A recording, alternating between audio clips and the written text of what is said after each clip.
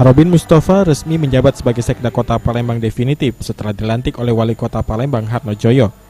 Pengambilan sumpah Harobin dilakukan Senin siang di ruangan para meswara Setda Kota Palembang, dihadiri oleh FKPD Kota Palembang, Sekda Sumsel Mukti Sulaiman dan para pejabat di lingkungan pemerintah Kota Palembang. Demi Allah saya bersumpah bahwa saya untuk diangkat pada jabatan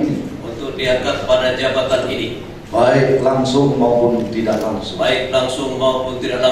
dengan rupa atau dalih apapun juga, tidak memberi atau menyanggupi, akan memberi sesuatu kepada siapapun juga, bahwa saya akan setia dan taat kepada Negara Kesatuan Republik Indonesia. Harobin terpilih menjadi Sekda Kota Palembang setelah sebelumnya mengikuti seleksi bersama 5 pejabat Pemkot lainnya. Dari 6 kandidat, 3 diantaranya mendapat nilai tertinggi yaitu Harobin, Kurniawan, dan Isnaini.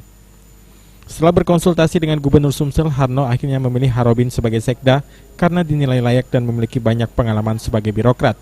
Harno berharap Harobin mampu menjalankan tugasnya dengan baik karena segudang pekerjaan telah menanti untuk menjadikan Kota Palembang lebih baik. Beliau adalah rekomendasikan oleh Pansal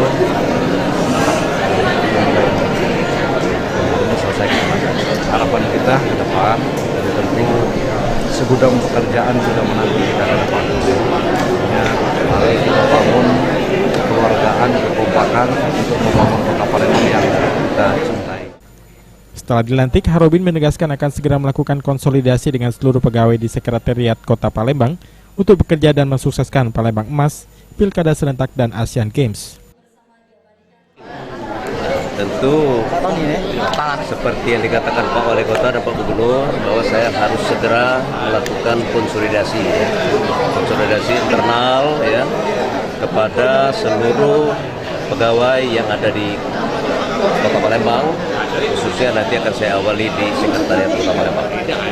Jadi yang pertama tentu saya akan melakukan koordinasi, komunikasi, ya, sudah itu pembenahan masalah administrasi dan lain-lain itu yang saya lakukan pertama.